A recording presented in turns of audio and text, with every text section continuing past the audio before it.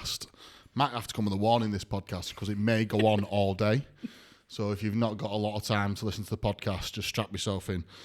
But if you wouldn't mind, could you please introduce yourself and just tell us a little bit about what you do? Well, thank you for the warm welcome. I don't know what to say to that.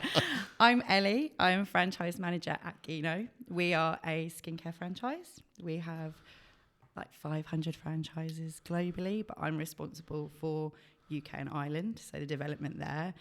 I sit on the Trailblazer Group for beauty apprenticeships. I sit on the National Advisory Committee for City and Guilds, and I work with Babtac and the Beauty Collective to talk about franchising, to make sure that it's spread the good word in beauty.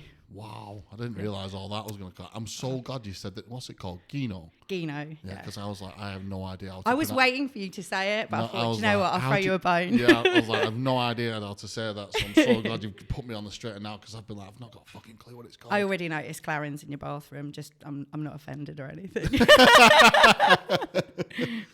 I don't know where to start this podcast, but I was going to start the conversation we had once at a BFA show, but I'm actually probably going to ask you about, could you tell me a little bit about drum and bass? Oh my God, that is so random. What do you want to know? 175 BPMs, I like LTJ Bookham, Goldie. What do you want to know about drum and bass? Just, what's your passion? I've heard of a little rumour you like a bit of drum and bass. I do like a bit of drum and bass, yeah. Are you a big follower of it, or you just like a little bit of it? Oh no, I'm a big follower. I would say like, oh my God, I'm a big follower. So 2 weekends ago, I was at a drum and bass gig, 4 a.m. crew. I'm going to see Andy C next week at XOYO. So yes, I would say I like drum. I like indie music a lot as well, but I do like drum and bass a lot. And has that always been the case? Yes. So I used to love going. There was a club locally called The Matrix where Goldie played when I was probably too young to be going in there. So yeah, I think I like more commercial chase and status. So yeah, I do like drum and bass a lot. I like a little bit of drum and bass. Do you? So who do you like? Talk me through. I don't know any of the names, you see, and that's why I was saying. Can you sing it for us? No. So back in another life when I was a different type of person. Right. No, I'm still the same person. Yeah. I was going to say, yeah, because you're there's so a nightclub changeable. called Bowlers in Trafford in Manchester. And they used to have a drum and bass room. Right. And I would often be maybe skanking a little bit in there now and again. Yeah, just now and again, right? Just now and again. So yeah, I do like a bit of drum and bass, and I have to have a bit of drum and bass on the car. I'm getting into my more drill music at the minute. Really? So I'm not, I wouldn't say I dislike drill, but definitely I would say if you looked at so this morning on my way here, I was listening to a drum and bass playlist. Yeah. I would generally think that's my go-to. Yeah. But I feel quite calm. I know that sounds stupid. You know how some people, it's like ambient music. I would put, it's okay, yeah. I would say the chaos in it is probably what I like the best, that it kind of, it hits you in the hair and you can kind of feel it. Kay listens to drum and bass as well, so it's fine.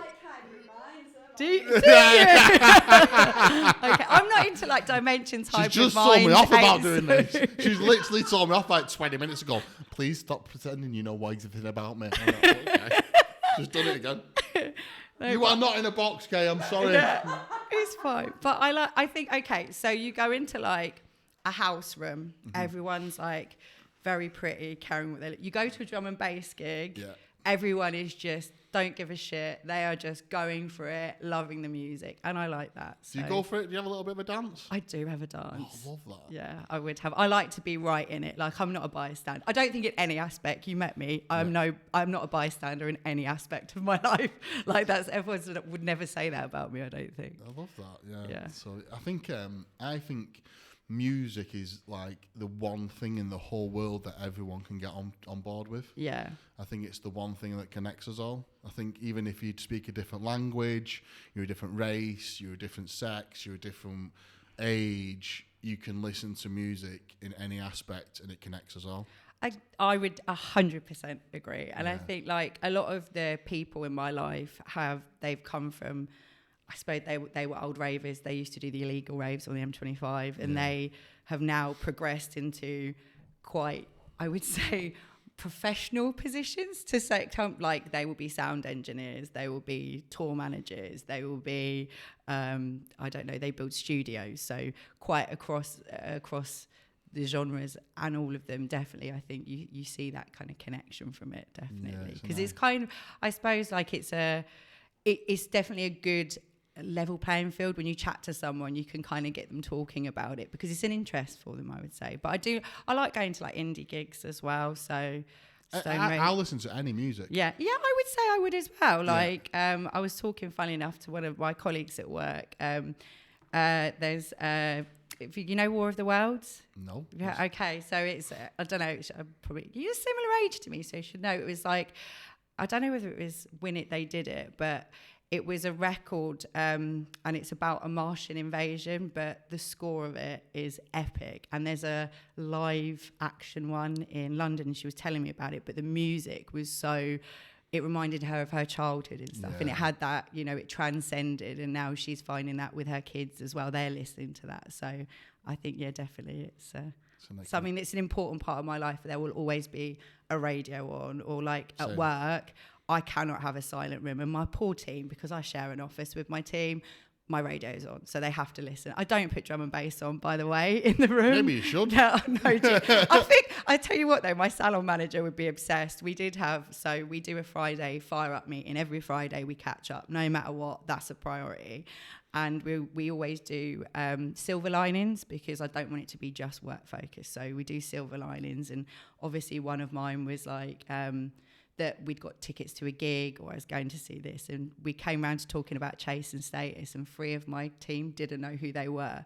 One of my team wasn't in, so she was re-watching the recording of the video, and she was like, her takeaway was what some of the people don't know who Chase and Status were. I was like, that's your takeaway from our whole team meeting. I mean, your takeaway is that they don't know it. No matter all of the other stuff that we covered about our franchisees, the performance, the recruitment, no, they don't like Chase and Status. So yeah, I definitely say it's an important part of our daily life at work and in my personal life as well. I'm the same. So I'm living with mum at the minute, and I think the music is on pretty much all the time. And if I go back to the house and I've been out, mum has Sonos all in every single room in the house. So what's mum listening to then? She listens to all sorts. She'll listen to a bit of drum and bass. Love it. Yeah, she'll listen to a bit of dance sometimes, because I'm like, mum, I'm not, because she will put like love songs on, and because I'm getting divorced. I can already see where this is like, going. And I come home and I'm like getting divorced, and I just start crying halfway up the stairs. So I'm just like, fucking hell. Do you know what though? That's a good thing. You kind of. I have a little cry. So that song by Whitney Houston, Step by Step, is on all the time in my car at the minute. Yes. So I've got like a blacked out M5, and I've got Whitney Houston. I can't bear this. Like, I imagine. I've literally fucking got it on my phone, on my favourites right now. I literally listen to it. So I imagine. So I'm in my. I've got. Look, it's on now. That's on your phone. I wish I had my phone on me. It's a good song, 'cause it makes you feel good, doesn't it? Look at Kay's face. You know she's the like, song, yeah, don't you? Fucking hell, it's got me through this last 6 months, that fucking song. I fucking swear to God, I have sat on Mackey's crying my eyes out with fucking Big Mac all over my face. There is those songs that get you that way. I will definitely give you that one. But I can't wait for the day that I pull up in my A35 next to your blacked out windows and Whitney Houston is pumping out. You're sat there. I love this energy. Yeah. That's the fucking reality of life. But I think music is a medicine for fucking anyone and everyone. I would definitely 100% agree. It will change the tone of a room. It will change and influence everything, because you can really influence the mood. Definitely. Yeah. If everyone's feeling a bit crap, you're going to put a banger on and get everyone kind of going. Yeah. So yeah, no. It's like that with Ollie. He puts country music on, and I just start hating women because I just feel like they're all like. Okay, so we're talking like Johnny Cash. Yeah, I don't know. Don't ask me names. I'm gonna go and ask Ollie. Don't get him up here. He'll bore everyone to death. But it's I'm gonna go straight down there and be like, tell me your country playlist. Oh no, I don't know. I know Johnny Cash. That's my country. He that's puts it on all the knowledge. time. It's just basically about how he's left a woman and she's left him for this and and I'm like, mate, I can't listen to this. I'm going to end up crying. What you're finding the meaning in all these songs, that is not the one you need to listen to. So apart from being at mum's when she puts that on, it's all right. I think I can get in the car and be in the shittest mood ever and then put a song on. It's generally some sort of dance song with some sort of MC on it from back in Bowlers. Or no. So like a bit of garage music. Yeah, Wigan maybe. Pier or Maxime's or Monroe's back in the day. And there's some people watching that who have been to that and they know the very messy events. And I just drank Red Bull. So it was. But I think music. That's why I asked it. I think music connects everyone, and I think it's an important topic to talk about. I'm obsessed with these venues that you talk about because obviously I'm from the south, but I can think of these little like Pantiles, Jags Bar, all of these little ones in my area, or that there would be that kind of thing going on there. Matrix for the drum and bass rave, those kind of things.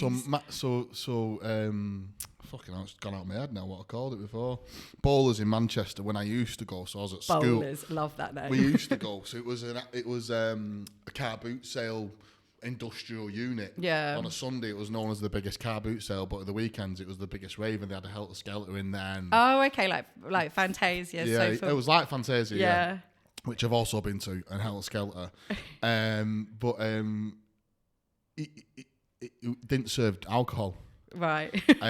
So that's what type of place it was. It had a chippy in the middle and didn't serve alcohol for years, and then it started serving alcohol and it just went drastically downhill. And then it's no fun anymore. Yeah, it's no fun anymore. But that was basically where I learnt how to dance. Yeah. So yeah. So would you dance now? Would you say like? I wouldn't have a dance off right now with you, but maybe. I can't do a dance off. I'm not prepared. I'd have to limber up. I'm not having a dance off right now, but give me a couple of hours and make a few phone calls. We can have a dance off if you want. Oh my God, I'm obsessed. Why don't I know this about you, Ryan? I'm already rehearsing my routine, ready for the next conference. But I would way. definitely go and do some skanking with you, no problem. Oh my God, I love this. Yeah. Yes. But I think it's important music. Oh, it's so important. So and like I said, with my team, definitely we are.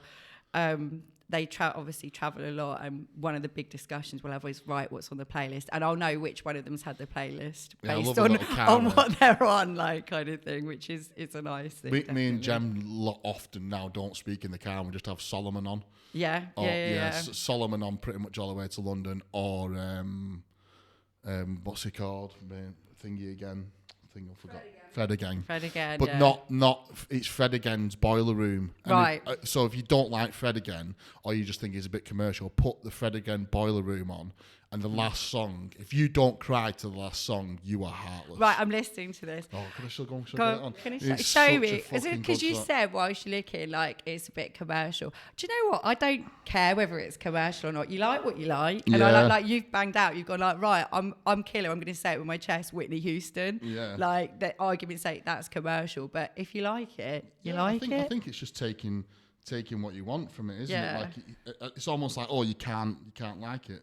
This is it. It's the Angie one. Oh, I've heard. Yeah, no, I've heard this. But this the Boiler Room version. Yeah. Listen to this. You've not heard this, have you? He's so. I saw him at Glastonbury. He's bloody talented.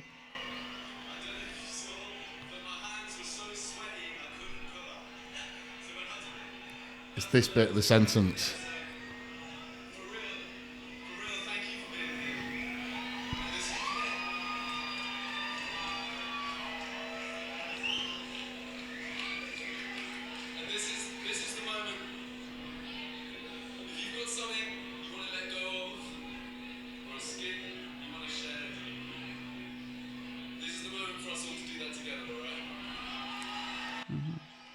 You get goosebumps. Yeah, you do see what I mean. When it's stuff like and this. then it kicks off, and you just fucking can't help it. Like I put that song on so many times I had to cry in the motorway.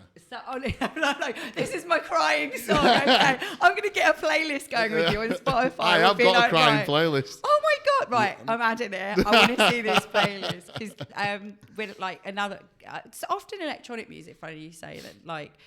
I've seen the Chemical Brothers a lot, and every time their sets are just like they're so overwhelming. It's like an assault of like visuals, sound, and being right in that pit and everyone is just there having the best time, and that is like a tonic for me. So I feel like I can totally get. Also, if you want to have a cry, like you can be like. I think it's important to talk about these things. I want to actually try and talk a tiny little bit about things. I do love this music topic, but I would talk about this for 5 days. I was going to say, I feel like we could spend our whole day talking about gigs and stuff. What I want to get into your ribs about is about your team, because you mentioned them a lot. You mentioned them off camera quite a lot. Yes. And I want you to talk me through your team. Maybe not have to mention names if you don't want to. I won't mention names. I'll shout them the fuck out. Just talk to me about your team and who we got. So I started in franchising as just myself. Yeah. And then I've obviously had team changes.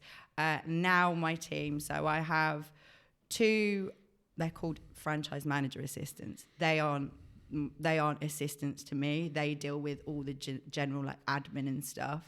One of them is on mat cover because I've got another one who's on mat leave. One of them, Claudette, she joined as mat cover for, again, one who's she's on her second child now. She's promised me it's the last child. She's the telling. Yeah, she's Claudette joined as temp, did an incredible job. So I managed to keep her. Also, we'd expanded the network. She started and she wanted to. Pretty much, she came in to do that job, and from being in the team and working with us, she wants to go into new business. Nice. She has signed her first franchise as well. Nice, congratulations. And it is incredible because it's an investor franchise as well. Amazing. So our model at the moment is conversion driven. That's what we're recruiting. So she has done through that, you all know this, that cold calling moment where you're going through. So I see a real bright future for her. She's going to start changing her role. I have 2 franchise development managers, so they are the field support. One for the North and Ireland and one for the South.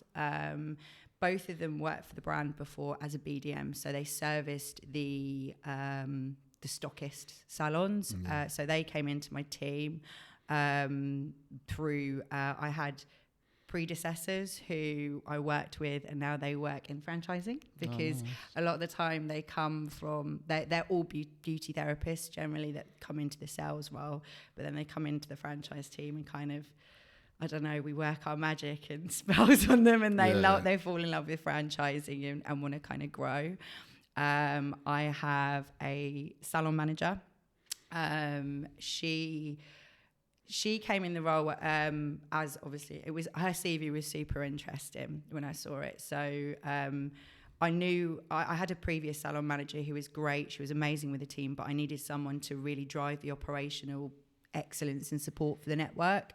So when I got her CV, she'd worked as like an assistant manager and leader. She'd also worked in Costa. She'd also worked in lockdown doing deliveries, and I was like, there's someone who grafts. And that's what I needed. I needed someone who would graft and want to work hard and want to do their best. So she worked incredibly hard, influenced the sales of the pilot salon, where it year on year did a 19% growth. And as established business, that doing that is pretty good, particularly for a pilot where the main driver isn't necessarily to be the most profitable and growing, it's to ensure compliance. So she kind of showed interest in moving into operations. So as of January, she's 60-40 split, 60% operation support, 40% salon management. And next year, if we hit our objective, she'll go 100% operations. So that's incredible. I then have 2 team members that they don't necessarily fall in my team in terms of budget, so their salary line isn't in my budget, but their appraisals sit with me, their development sits with me. So I have one who sits in the training team and one that sits in the marketing team. And the trainer has been with our brand for, I think, like 7 years now. And Jesus, that girl is flourishing in this role. Like because obviously when they're delivering to stockists, there is a set course that they run. That's it. Whereas she's come into franchising and she's actually now she's creating courses. Like she's building really sick things. Like she built one for therapists to build their confidence when they return from maternity, which is huge in our sector. We're like 90% female sector, and yet there's nothing that kind of exists. So she's built a course, Nice. all around like mindset and building their confidence. Trying to find that routine again. Yeah, it was incredible to see them grow that way. And the lady in marketing only joined us in August, but she's already exceeding. I've got her delivering training quicker than she needed to be. So the team, I was talking about it with Gemma and we said it downstairs, but people always say you're lucky to, I'm lucky to have a good team. It ain't luck. It's hard work from all of them and turning up, but also creating, and I think it's something you guys do incredibly here, and I'm like inspired by it, is creating that culture where actually everyone wants to do it for each other. They're not doing it because I'm saying, right, guys, we have to do this. Yeah. They want to do it. They want to achieve the objectives. They want to work for each other.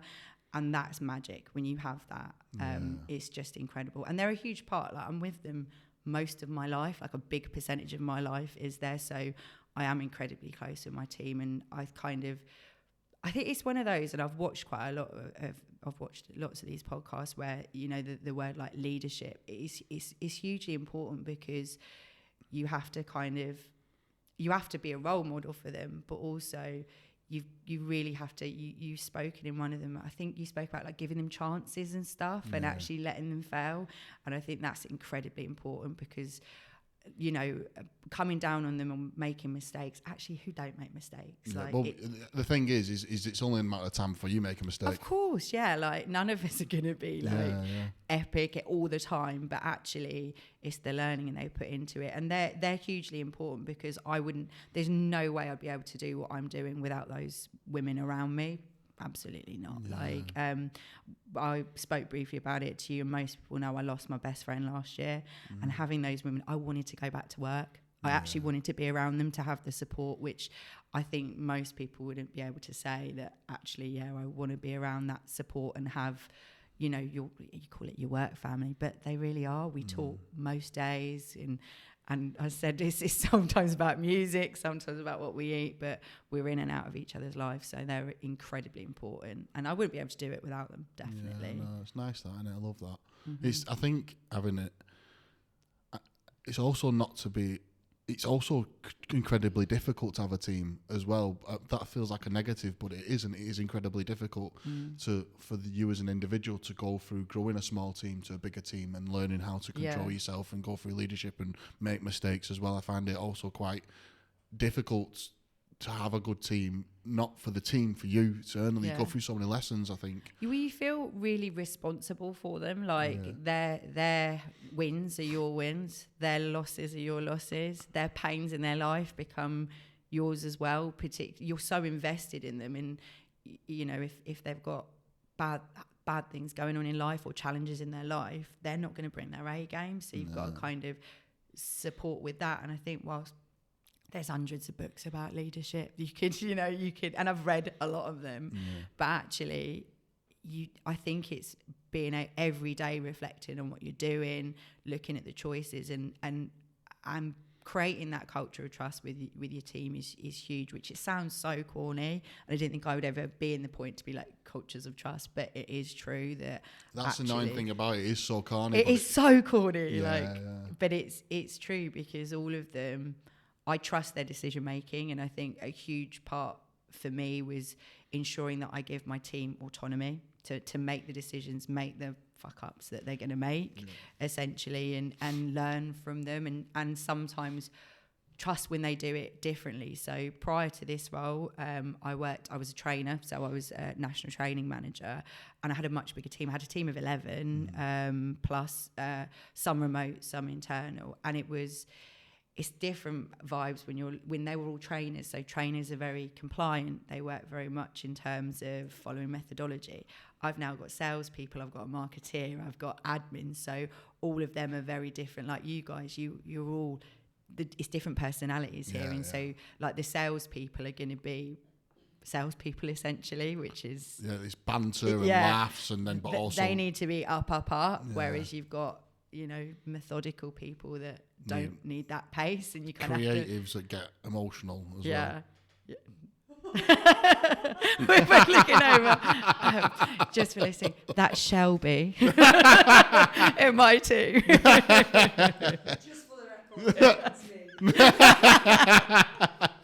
Yeah, but it is, and it's balancing all of those stuff amongst all their personal life, all the objectives we have at work, and we're working with franchisees as well, so they're going on emotion. They've got teams to manage. We're most of them are SMEs. They probably have the most. It will be 5 staff that they're managing. So you're absorbing or trying to support them through all of the challenges that comes with maternity, recruitment, disciplinary. I mean, touch wood, we don't really have, I don't have that experience in my now team, but you have to deal with all of those resignations, all of that stuff that happens in the melting pot of what you've got going on in your personal life. So I think I learn from all of them a lot as well, and I do find it's important that we kind of do. It's not like 360, but we're transparent where, could I have showed up better for them? Mm-hmm. But vice versa, what's a different version of their perception? How could they have done that differently? And 9 times out of 10, they'll be like, I could have done X, Y, Z. And most of the time they're doing the most. We also heavily lean on each other in terms of, okay, how would you problem solve it? And I think getting them to find their voice is important, particularly when we're dealing with, for me, the admin guys and stuff like that, that perhaps normally you're going to have a salesperson dominating those conversations with their idea, because, of course, I'm a salesperson. My idea is obviously the best, but actually throwing it out to make them feel their voice is valid. And I think you see predominantly a lot of time, I said those more in the admin will think that it's not valid because they're not out in the field or they're not doing it, when actually sometimes they're seeing it from quite a neutral perspective because they're not so emotionally involved in something. So and they're more like, how are we going to do this instead of we're doing this. Yeah, exactly. And even then you've got some random personality. I've got a range of ages in my team as well, which is so important, and we're all quite different, which, I mean, naturally there's going to be similarities because of the kind of personality you'd put in that role. But I think if I had a team of me's, it would be a shit place because it's an echo chamber. I'm just going to believe it's always the right thing, and actually there needs to be shade and light in leadership, and actually it's good to have people with a different perspective, I find, anyway. 100%. I wanted to go on to this next, but I don't know how to approach it. Talk to me a little bit about whereabouts you're from and a bit about your upbringing, your family and stuff like that. So I'm from Sunningdale Council Estate. It's just outside Ascot, near Wentworth. Yeah. So from a council estate there, though. So growing up, I was very conscious of, there's very, very affluent people. I was on the other end of the scale. So I have a sister who I'm incredibly close with. I speak to her every day. We are very chalk and cheese, hence why I'm like, she's very analytical, very logic-based. I'm all about the emotion. I'm like, everything. Most times if people meet her, they would be like, she's a bit of a resting bitch because she's very reserved. Me and her talk about networking loads because obviously I'm quite active in doing it because of my job. Her worst nightmare. She goes to a lot of conferences, but she is that person on her phone in the toilet, can't imagine anything worse. Remote working was a dream for her because don't want to speak to anyone. She doesn't need to speak to, and she doesn't in her job. She's incredibly bright, could wipe the floor with me with logic, problem solving, smart like that, but she's a very reserved person. So we were really close growing up. I have a half sister, which we found out about when I was, I think, about 12 or 13. I found out about it. She's on my dad's side. She was older, so she's like, I think she was like 10, 11 years older than me, maybe more than that. So we met her. She's not in my life, not through anything bad, because obviously she was adopted, so there was a lot of element of there was no reason. It was more probably for her to find and probably answer questions for herself. Mm-hmm. I lived with my parents. They split when I was 13. I then lived with my dad. He has addiction issues, so it was quite turbulent when I lived with him. You're not skirting over that. You can't scare.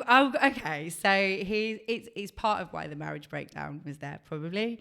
But only because it's part of my life. Yeah, it's a huge part. It's. I feel like if I knocked on every door, I say it to mum because sometimes we carry shame with it. Yeah. And I always say to mum, if we knocked on every door on that street, mum, someone would have something going on. It's really weird because if you think of so it's gambling and alcohol to him. If you think about addiction, you would think of an alcoholic being a specific way, and actually, he wasn't in drinking every night. It was very heavy at the weekends. Then it kind of crept into other aspects of life. And when you reflect, as you do, like me and my sister would reflect on it as we get older, there were a lot of points in our life where it actually wasn't acceptable, but you just run with it because that's what you did.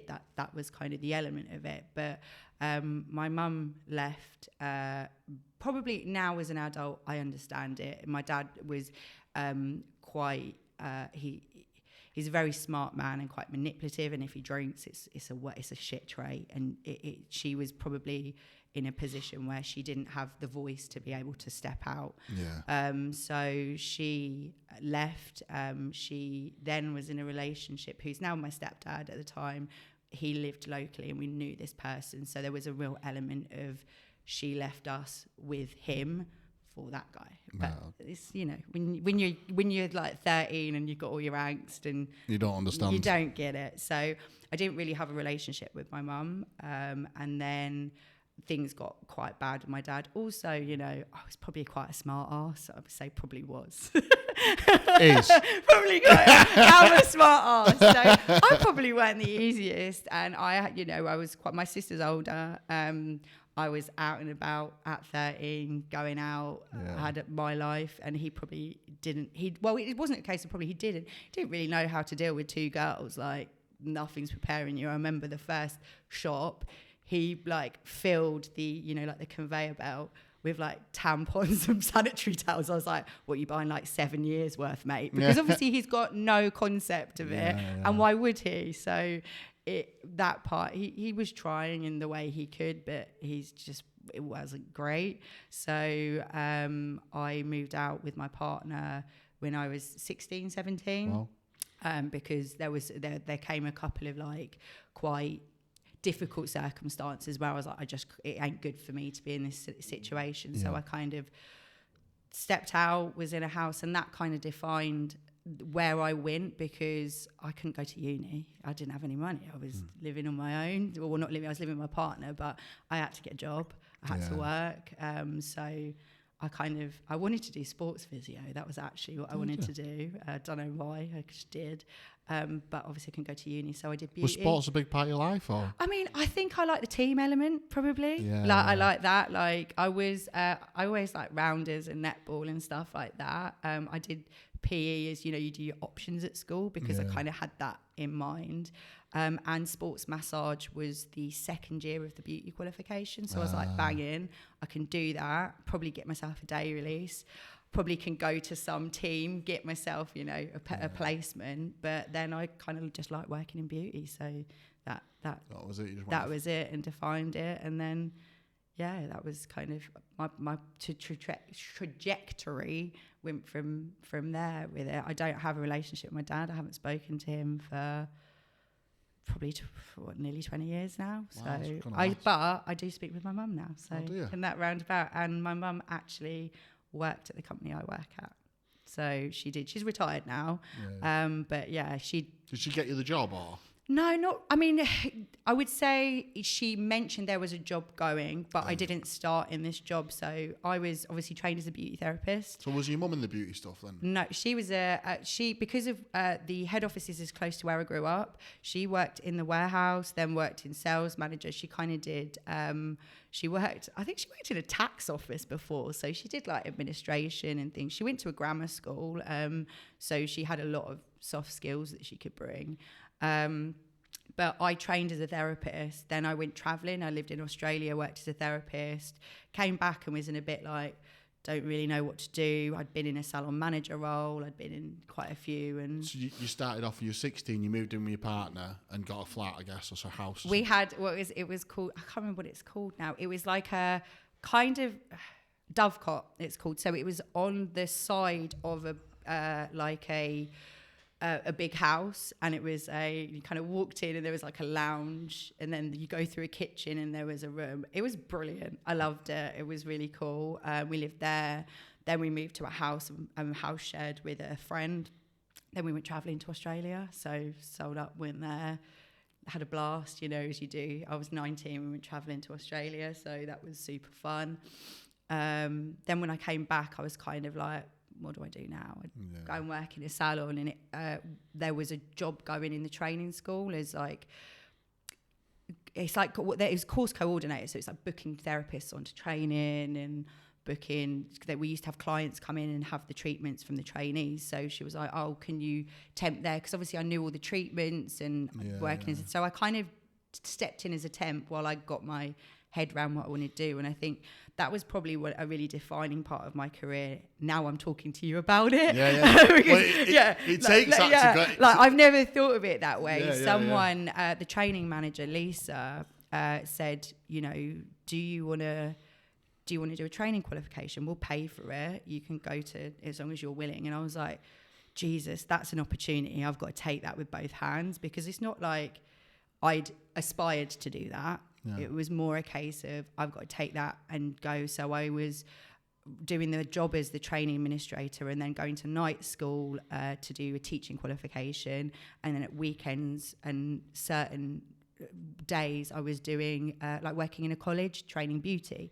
So I got my training qualification, and then they gave me a fixed job as a regional trainer. So I travelled around all UK and Ireland delivering training, which I loved. That was such a cool part. Then from there, I suppose, naturally, I think I would always want to do like the best I can. I've always had the thing, like, I can't remember who said it to me once, like, I think we were talking about career paths and that every job has its place. And I think it was like the world needs shelf stackers as much as it needs CEOs. Everyone's got a place. Yeah. But I know who I am. If I was in that role, I would have to have like the most efficient shelf.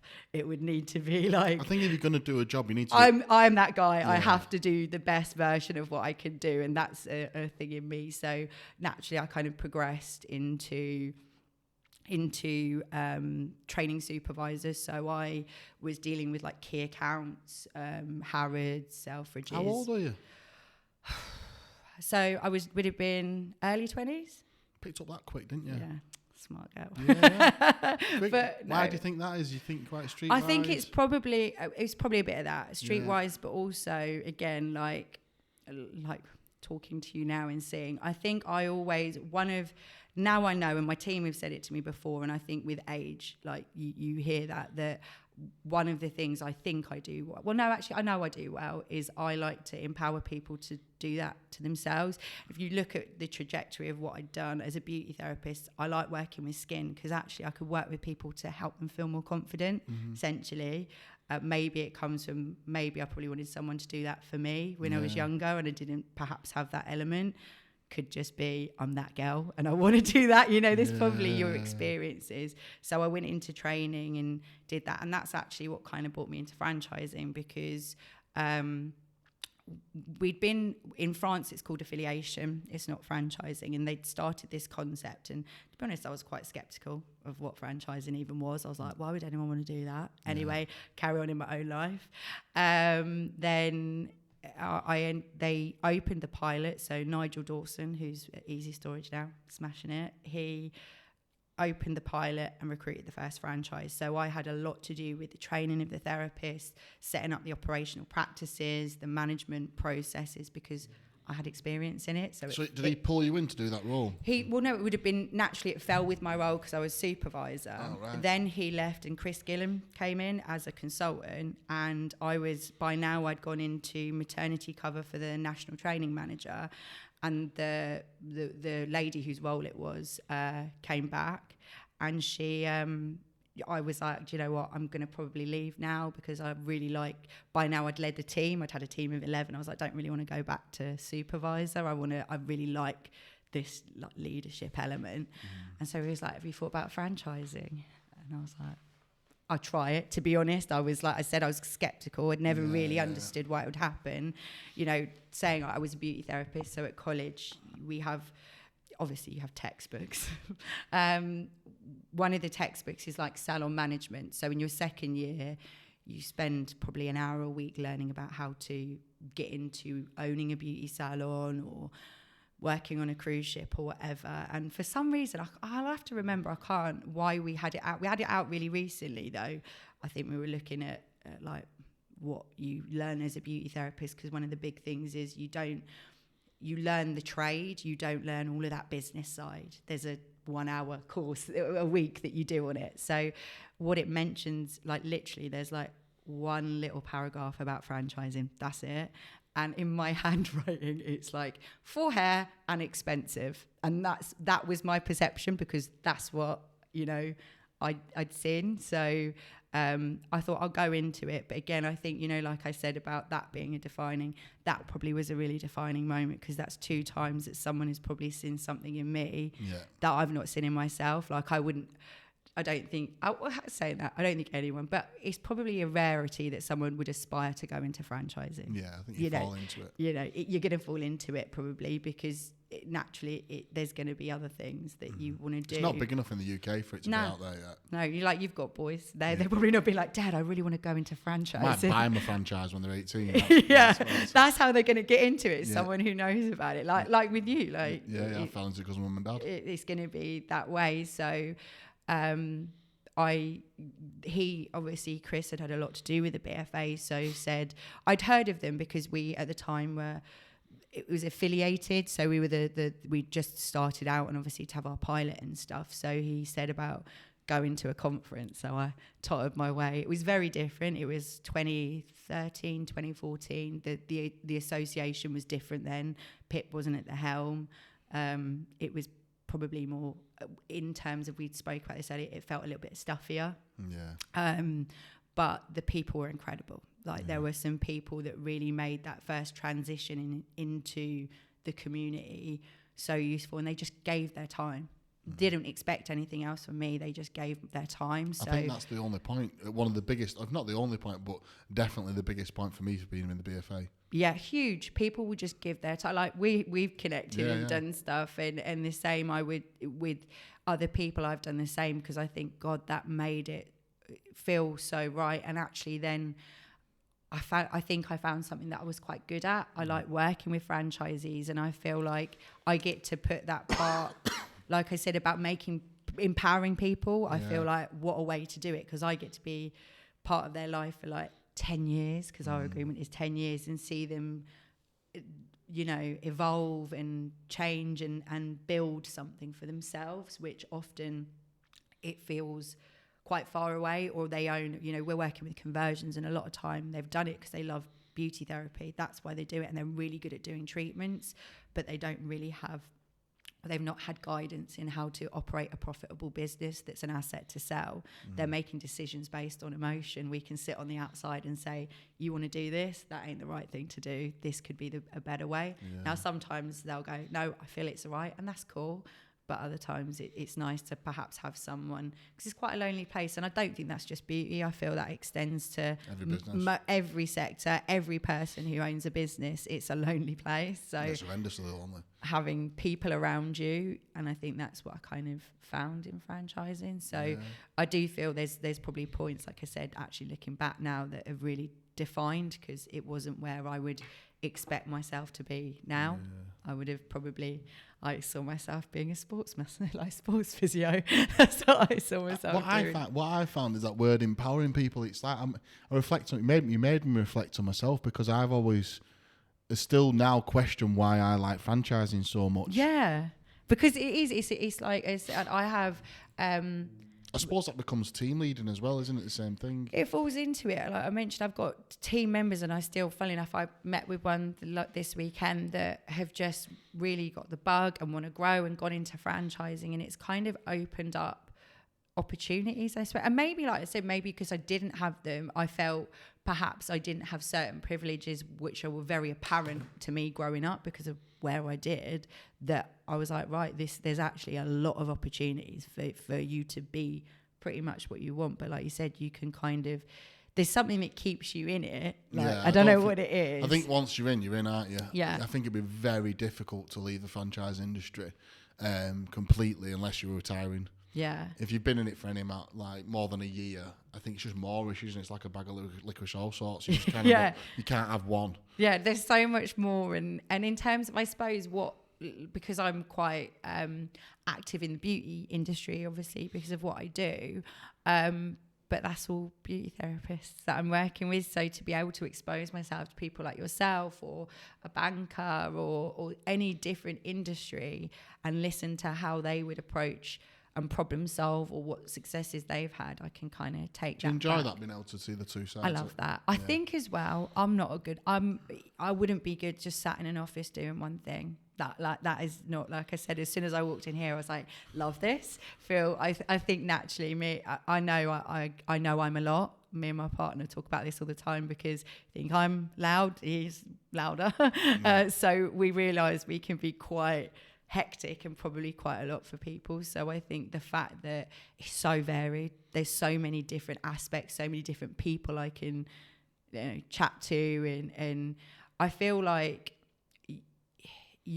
which surprised me because I said I had a lot of preconceptions about it, like it would be stuffy, corporate. So the opposite of that. Actually, I can be much more myself because, again, if you look at beauty, and less so now probably, but from my when I trained, it was and this won't mean anything to you, but it was you had to look a real specific way. So you had to have whites, we were in clogs, we got our skirts measured, our hair had to be up. It was a very, very specific way, which you look at me now, I'm all tattoos couldn't be on show, like piercings had to be removed. It was that's the industry standard. So is it still like that now?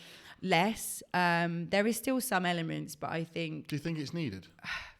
I have a real bias to, actually, I think naturally, if they say it has to be this way, I'm going to be like, well, that's bollocks. I want it to be this way, because to me, there's an element of, I do think there has to be a professionalism in what you're doing, because it's how you're going to be perceived in working in a client. So if you're turning up in, like, I don't know, trackies, trainers and stuff, then you're going to be perceived a certain way. Mm-hmm. So you've got to be comfortable with that. But in terms of a tattoo or an earring, does that stop you delivering an amazing service? Yeah. No. I think over the years, all tattoos and piercings have become more acceptable as well. At the same time. I would say it's evolved.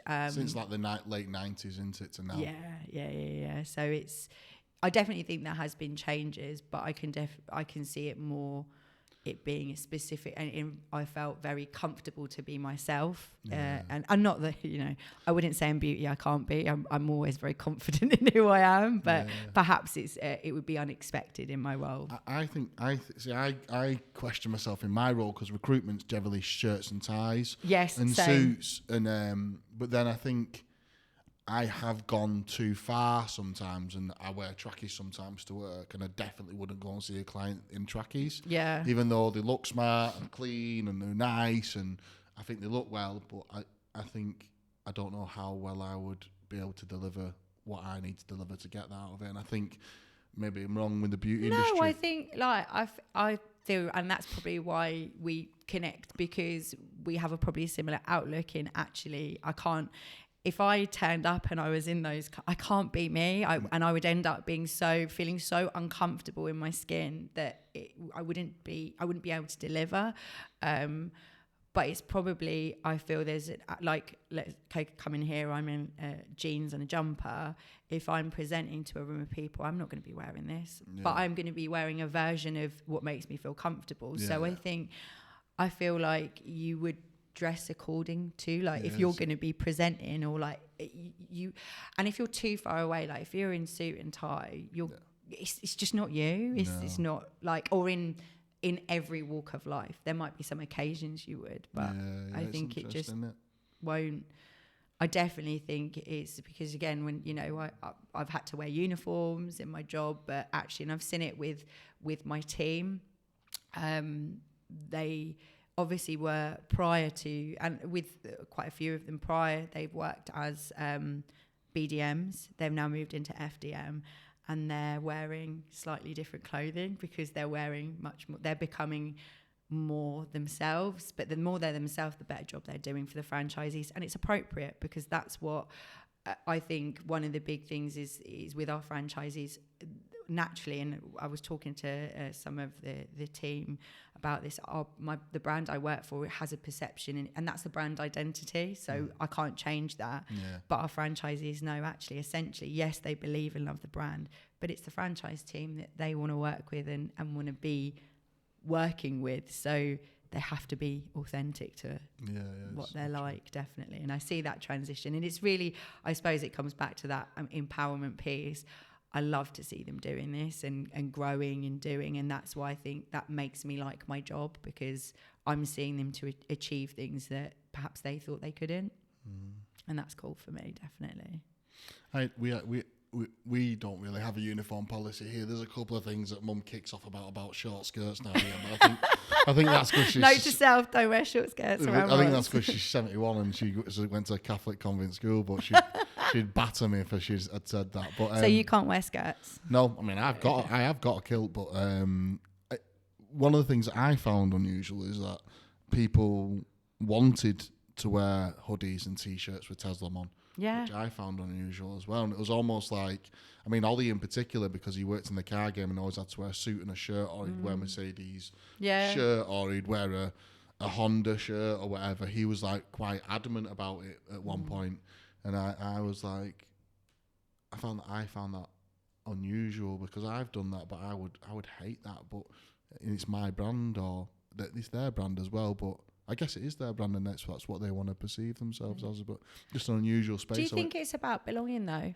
Yeah, I think you create a tribe, don't you? You create a group of people that want to work together, and they feel proud to wear it, and I think that's a nice thing, isn't it? Yeah. It is, and it does. You know, people laugh about my team, like it is a bit culty, but it is. It's a tribe, and you all have that same... It's a cult, yeah. Yeah, you do. You have that same kind of vision and values and everything. So you all know each other's business. And but I think that, look, just for me and you, that works, and I think that's where we find the most success. Well, that's where Trevor... So I often eat my own head sometimes, especially when people... Because I've been here so long. Yeah. And I'd love to take 12 months out and go and work in a different company. Same. So I've been at Guinot for 20 years. Yeah. So it's...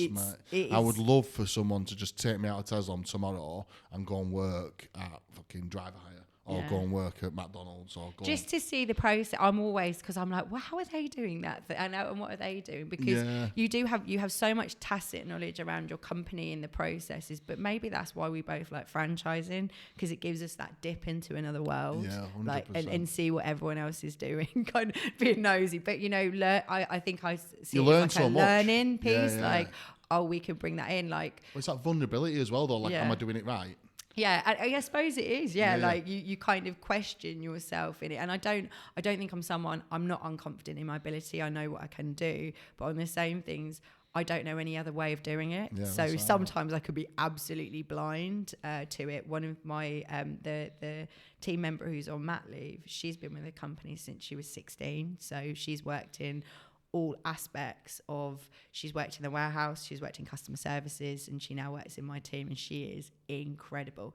But she has so much imposter around, she couldn't ever go anywhere else because she only knows this. I'm like, babe, you've got it. But because she's not done like a formal, she's not done a formal Outlook course or mail merge or something, she thinks she's not, whereas all of us are like in awe of her processes. She's like the queen of having the best process. So I think we all have an element of that imposter syndrome, definitely. Yeah, it's a fun. I find that it's especially running and leading a team. I always feel like criticism from people who've left, and because I live in a small town, you get you hear the jungle drums sometimes, or you create. I definitely create scenarios in my head that aren't true. Really? But I would love to spend some time in another business and prove myself right. Yeah. And prove myself right that I do it right. But also maybe prove myself wrong at the same time. But it's funny, I've had people leave the business that I felt under criticism for, and then spoke to them in the future, and they've been great, and we've actually been friends, and things have moved on, and they've forgiven and I've forgiven, and it seems to be okay. I think as well, naturally, you're going to feel like even if they give you a clear reason. This is exactly why I've left, and it's not to do with you or your leadership or anything. There is still that element of, because you bring these people in your life, you're so close to them, you're losing someone from your life. And then on the back of your mind, because I know it's like my brain probably works very similar, you're then like, how am I going to feel this person? Like, that person is so... Every single one of my team is so important. There isn't one of them I could drop off. It isn't just, and that's why we do the shout out on a Friday, because every single one of them. I was going to talk to you about that afterwards. Yeah. But the other thing is like, almost, and this is going to sound pathetic, but like, how have they decided to leave? Yeah, like, but it's that abandonment thing. Why are you leaving? Why would you want to leave? But yeah, you're giving your life to this place. We've got an amazing time, but then personal circumstances in their life change their dynamics, and then their goals and aspirations change, and then they leave, and I'm like, fuck me, I didn't see that coming. Yeah, and I mean, new partners are always a big one. I've had 3 leave my team. One of them I knew, 2 of them I was surprised. I was like, whoa, didn't see that. But then I understood the reasons that were leaving and disclosing, but that they made sense to me. But also they were going to do something. Like, all of them, as I mentioned, they've gone into franchising. They've also, I see them killing it. Like, they're doing so well. And I'm like, how can I not love that they've with it, there's only so much that they can achieve at a certain, like I mentioned to you guys, the main revenue stream for our company isn't franchising. It's the strategy, but it isn't the only, we're dual distribution. So there are other departments, other things, so naturally we can't just be like, we're going to do this expo, we're going to do this, we're going to do this, which would obviously help them achieve things that they want to do quicker. Or like, I might want to bring in some, I don't know, system that actually, no, we haven't got the budget to do that, because as a company that's not the best use of it, because it doesn't service all of these other departments. So I wouldn't want to stop them achieving that. So, but it is always that element of like, it's a surprise and the shock. And then you have, once the initial kind of element goes, you've then got, okay, I've got 4 weeks to find someone to fill, because in a lot of times, like I said, the same with you, they're so influential and important in your team performing. You've got to do all the recruitment and plus doing all your other job as well. Yeah, and just getting over the relationship ending. Yeah, and it does, and it's kind of like, I mean, I speak to anyone that's left my team still now. I said I saw one of them at the weekend, so I still have them, but it's still that like moment. Yeah, definitely. There's a couple of things I want to talk to you about. One of them might be a bit sticky. Could you just talk to me a little bit about your friend passing away and why they passed away? I can. I might cry because it's still quite raw. Well, I wanted to talk to you about it because grief's been a big part of my life, as you know. Yeah. And then I wanted to know, you probably aren't coping with it, but what have you been doing? So it's so weird because she's so, I've known her since I was 16. She was my partner's close friend. So my partner. So wait a minute, you've got the same partner from... Same partner. Wow. Yeah, so is he all right? I told you, he's the louder one of the two of us. I'm all right. No, but I want to get him on the podcast. Oh God, you two would be talking forever. Believe me. What does he do for a job? So he's a site manager now. So he's just about to go into a new role for a company. So he was a plasterer. Yeah. And he had an eye condition, so it's something called uveitis. So it's where your white blood cells attack your eyes. So obviously, as a spread, you can't really plaster it. So I'm so inspired by what he did. He completely changed his career. He got chucked out of school at 15, so he had no GCSEs, no qualifications. He thought he was going to live his best life, and his stepdad was like, "Nah, mate, you're coming plastering." So he did that, and that was his job. But he obviously had to go into something else, so he basically did night school and then put himself out working his way up, and now he's employed. He actually started working with a company in March this year, first time. Fucking hats off to him, man. I know, it's incredible. It is so incredible, and he's annoyingly really good at it as well. Like he's smashing it. Fuck that then. Yeah. Take it back off. He's smashing it. He's so good at it, but it's like it's one of these things, and we always had that conversation. And I think, like you said, you check yourself. I always said to him, you're smarter than a plasterer, which is actually a really shitty thing to say, because it's actually saying that plasterers aren't bright, and they really are, because that, you know, ask me to do it, I can't do it. But what I meant is, actually, he could have done anything he sets his mind to. He's so smart, he's very confident, he can speak across, whether you are the, you know, the richest person or the, you know, he'll treat everyone the same, and that's a really hard thing to find in industry. I was saying to Gemma, one of my best mates, she's a VP at Cisco, and one of the ways she got there is because she treats everyone the same, from the cleaner to the highest person, and that, I think, having your integrity and doing that is incredibly important. So I met her through him, but obviously we've been together so long, naturally you kind of get close. She got diagnosed with breast cancer 15 years ago. They gave her like, I think 3 to 5 years, but fortunately her husband had bupa, so she could get private healthcare, and I do think that's a huge part. He also did, you know, they changed her diet, they did a lot to kind of help with that, but she actually had secondary breast cancer, and that's what killed her, and that's something that it's nice I've got the opportunity to talk about, because most people think they die of like the primary, but it's not, it's secondary, and that's actually 31 people die a day from secondary breast cancer, which is huge. Like, it's a huge thing, but there's less statistics, there's less research, and there's less funding for it, because basically you've got a terminal diagnosis, we want to save the people that there's a chance. Essentially, that's probably what it feels like. It's brutal, isn't it? It's harsh, yeah. So we knew it was coming, because there'd always been borrowed time, because she was always living longer than what she was anticipated. But we knew, like, it got worse, and then I think it was last year, so it was the kind of September, October, before they pretty much said, you know, this is going to be whether she makes it to Christmas, and she did. They'd moved house by now, they lived in a bungalow because she was quite immobile. She'd had a hip replacement, she'd had a sternum replacement, so, you know, she was like a warrior nan, basically.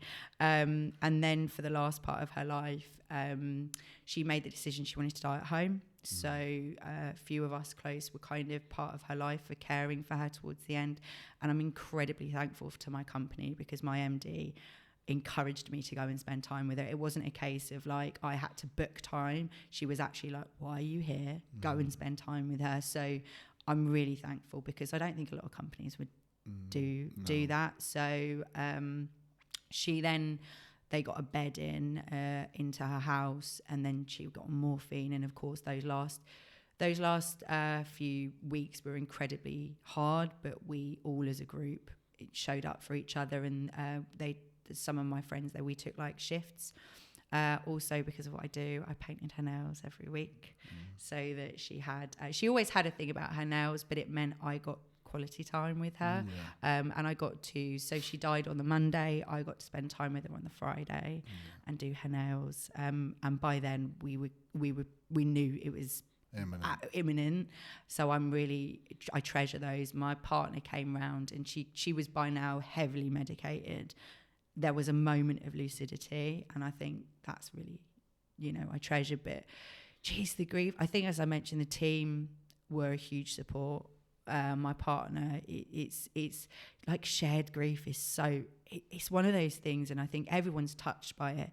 I didn't realise you could get physical pain. Like I felt heartbroken, and it was just, I felt so heavy. Like I didn't see how do you come out of it, or how do you find joy in other things. So initially she died, and me and my other half went on holiday. We were like, I just couldn't even be around anything or process. It was, I say it was like a shit holiday. It was a shit holiday and a great holiday, but like we were both crying and writing eulogies. So who wants to do those parts? And then everything was towards her funeral. And that was an incredible day. As weird as it sounds, it was a real celebration. You know, like we were saying about music, she had created playlists. So we had an idea of the songs, which I think like, the grief, her husband had a grief counsellor and a counsellor, and they'd said, you need to play the songs.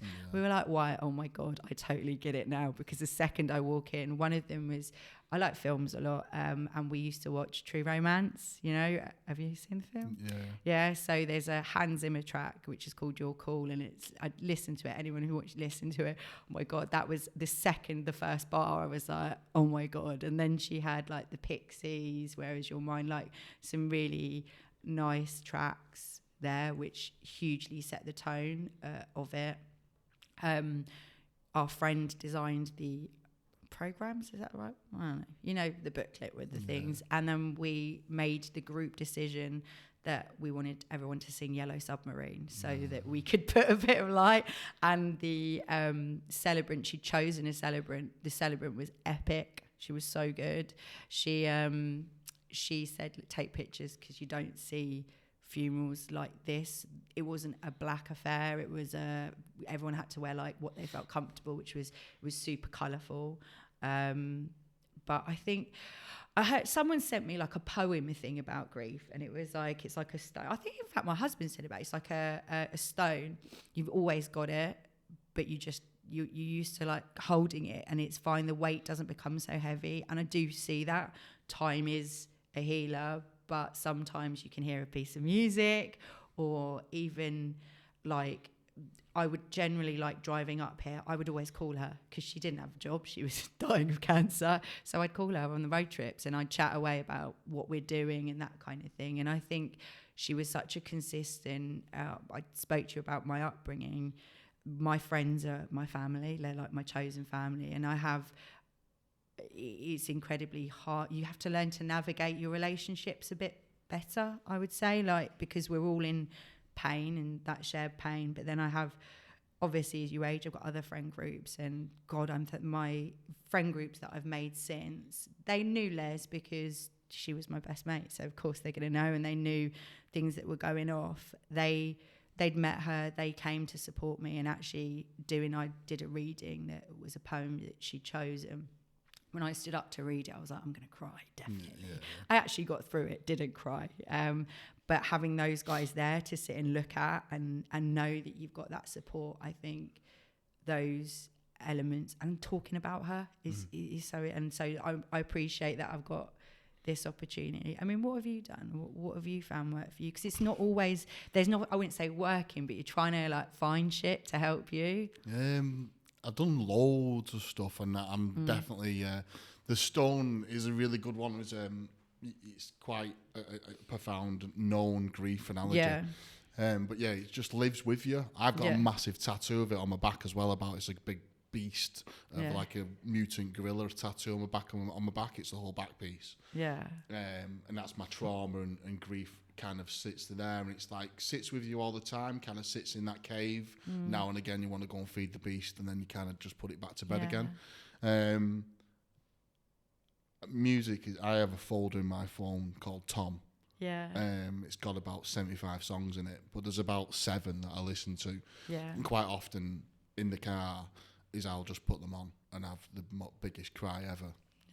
I've got her playlist, so her and like funeral songs, I've got it on my Spotify. Yeah, there's loads of them that I just put on all the time. There's a couple of films that I watch that help me process the ridiculous films for what the process is, but they work for me. Cold water therapy was a big one for me. Breath work. I want to talk to you about cold water therapy because I hate being cold. I came in here saying I'm freezing, and I went to Tallinn for Christmas and I did my first one, and everyone knows I hate cold. I did it and I felt fucking fabulous afterwards. So I want to talk to you about that. I know a really good cold water facilitator, and I'll give you their number. He's a really good guy. He's got a beard.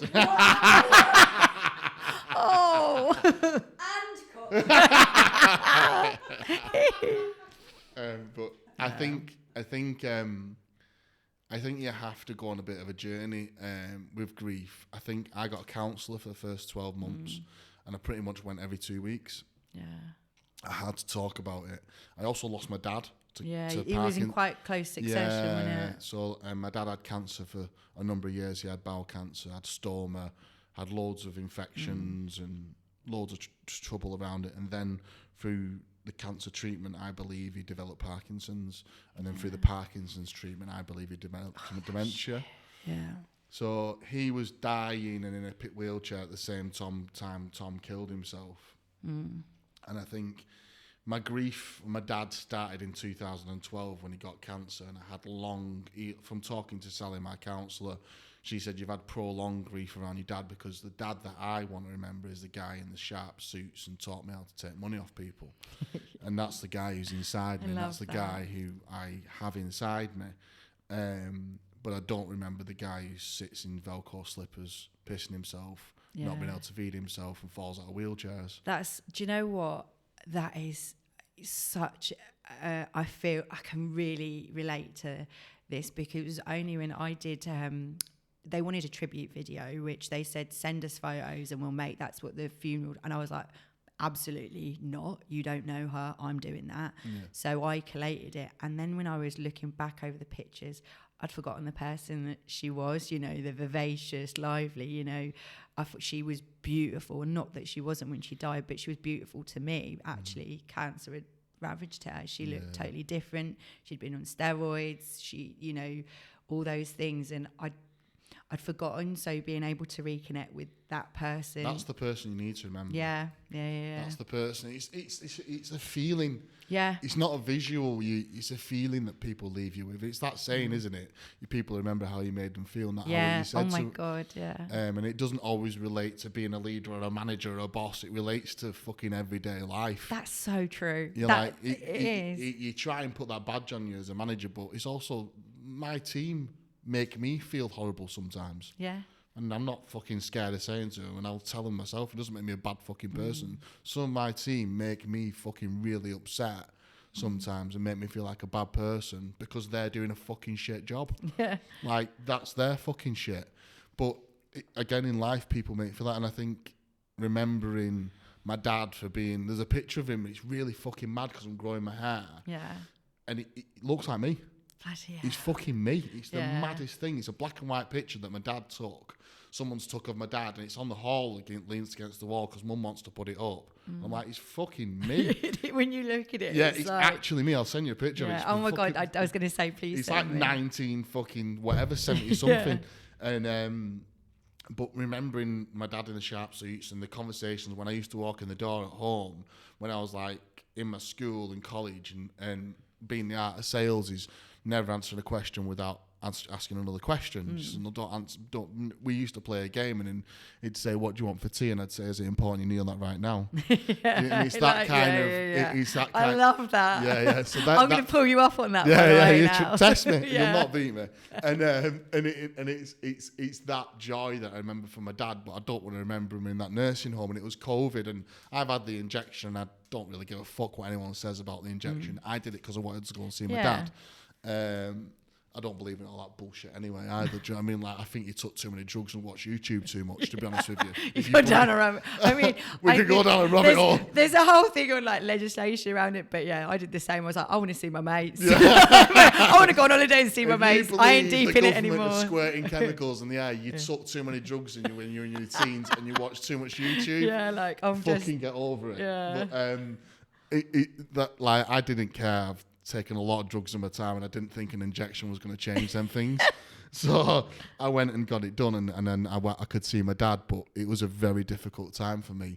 And then I had my mum and Charlene, my ex, booked a trip for me to go and see Wim Hof because I started doing cold water therapy. Yeah. So I went to the Netherlands the week my dad had went and stopped eating. So I knew he was going to pass. I went to see him. I've got some pictures of him. I took some pictures with him. I've never shown any of them. And I talked to him about things, and then I went to the Netherlands, and he died on the Sunday. And it was a very surreal experience being Wim Hof, doing cold water therapy on the Sunday, and then hearing your dad had died on the Sunday morning. But I've got the time to say goodbye, and what I'm trying to say to you is it's nice you got to say goodbye. And I think for you, on the journey you're going to go on, is accept that you're always going to be upset about your friend. Yeah. That's never going to go away. I think, and I don't want to come to terms with it because I don't want to be like, oh yeah, it's great. Because actually I think like saying all of it, I got to see her. Then it was weird. You kind of have, all of us spoke about it. I don't know if it's coincidence. All of us woke up. She died on the Sunday night. All of us woke up early in the morning, and I got up and there was a message from my mate, and she was like, she's died. Yeah. So we all went round there to be with her, because the thought of her being on her own, we couldn't bear. So we went. But then obviously you have to kind of sit with this body, and I was like, oh, Jesus Christ, this is really shit. Yeah. And then obviously her husband was like, as much as we all knew it was coming, the emotion of the moment of that, it's you feel relief that she's out of pain, but you miss her, and all of those mixed kind of things. So we're all just kind of holding on to each other. She also did this thing which I had no fucking idea that she'd done. She did a book, like a memory book of all photos, which none of us knew, and then that was out on the table. Of course, that just done me, because I'm like, I can't even look at this. Yeah. And there's she's curated this. She'd spent months curating these books of these pictures of. Basically, she didn't want to be defined by cancer. Yeah. She wanted to be defined by all of these things. And they came to pick her body up, and we said to her partner, just go, we'll do this. So her husband's mum, my best mate, and another one, we were there when they took her. But it's so... all I could remember is them just basically flagging her body, and that's what stuck with me, and I hated that. But... then, like we said, I looked through pictures, but I want to feel the pain of it, because that's there. I like it too. It's kind of, I don't want to forget her. I don't want to forget. So I have a tattoo on my hand that says, embrace the madness within for life without limits. Yeah. And it's because that defines who my brother was for me. So I have that spirit within me. And even when I'm in situations where I feel like I should resort back to being professional or commercially, those phrases that people put on those phrases, there's certain people in franchising, emos, they're really professional and successful people, and they have that domineering sort of male presence around them that make you feel like you should do that.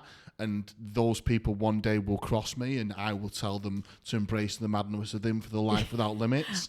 And I'll fucking give them a little slap. This is like...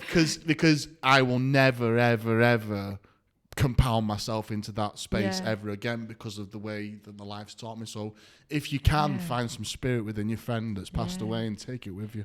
Well, we all spoke about one of the things that we kind of she had, like one of our friends got it, and I wear it all the time. She left me jewelry, I'm wearing of hers, but she always picked happiness, like she loved like More Joy. There's a brand that's More Joy, and there's artwork we bought her, and all of us have like a bracelet with Choose Joy.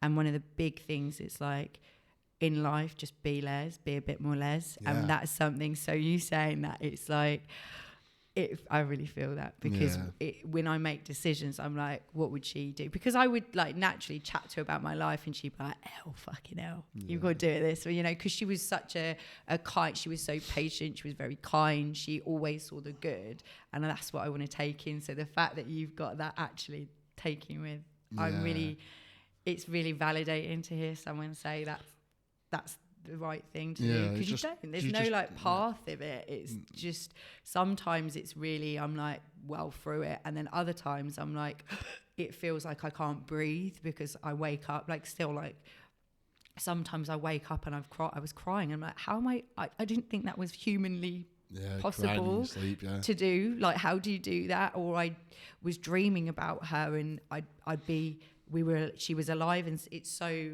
real and tangible that I wake up and I'm like, no, she's still dead. Funnily enough, I'm not one to go to graves. That's not a me thing, but I felt a comfort in doing that a little bit. But I think, we discussed this earlier. First times, I think they're going to be. So her birthday's coming up, 12th of March, the date of her death. Have you thought about how you're going to cope with that?